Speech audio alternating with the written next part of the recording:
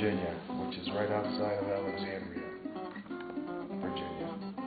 My father was in the military, and from there we lived all over the world until he retired back in Virginia in 1968. I've been in there in Virginia since then. Music was a big part of my life.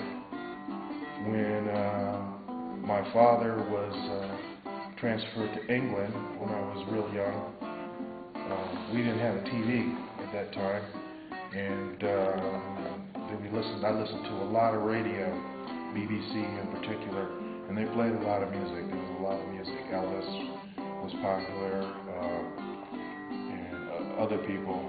My father was a big Ray Charles fan, and my mom liked Johnny Mathis, and we always had a stereo of some kind to play records. As far as any other musicians in my family, my uncle supposedly played a little bit of trumpet, but I never heard him play trumpet. But I'm the only one that's really taken it to this particular level, to where I actually play out and do shows and do teach classes. I involved in a couple of different musical projects. I do solo work, like I'm doing out here. I have a friend that we do a duet that we get jobs sometimes together, and that's my friend Michael Baytop. And we released a CD together called Searching for Frank, where we did guitar duets in the Memphis style of Frank Stokes and Dan Saines.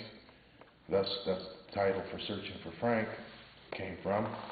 I also have another group, a trio, that we play some of the local festivals and the county fair and the Summer in the Parks program, and that consists of a stand-up bass player, acoustic bass player, and a percussion player that plays drums with brushes and also the washboard.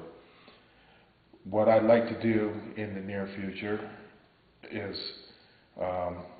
work on my 4th CD with this trio that I have right now, and hopefully put down some tracks and stuff for next year to have a new package to present and sell to people.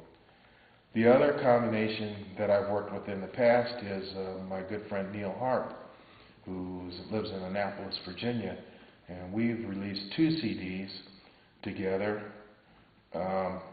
One with a percussionist, and that's Franklin Harp and Usselton, and one without the percussionist, which is just Franklin and Harp. So further down the line, I'd like to get back together with him and release another CD. I'd like to continue working at these camps, like here in Port Townsend. In the next week or 2, I'm going to be going over to the UK to participate in their version of what's happening out here in Port Townsend. I was part of the teaching staff last year, teaching beginning finger picking guitar to all the Brits, and they liked it so much they're bringing me back over again.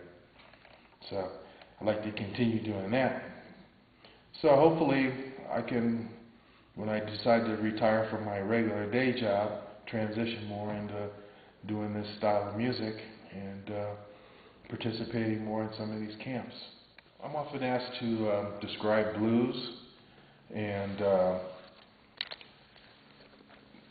lot of people think of blues as being real sad music, about like on the lines of kind of country music. You know, my wife left me, my dog left me, you know, he was cheating on me, and a lot of the same topics have been covered in blues, but it's also it can be a happy type thing too. There's a bunch of songs about being thankful and grateful that things are going well. You know, when I play the blues, I think about pretty much good things. My style of blues isn't really a sad style of blues. It's I like the up-tempo stuff, and I like the stuff with crazy lyrics. And for me, it's a good time. It's a good time to have. It's a lot more like a good time party for me. That's what I think about when I'm playing the blues, especially when I'm jamming with some good people that like to keep the tempo up, and we're just having a good old time trading solos type thing. Very much like what we're doing here in Fort Townsend. We have our back porch jam sessions, and it's just a great experience for me. It's not sad at all. It's pretty happy. So that's what comes to mind when I'm playing the blues, my particular style of blues.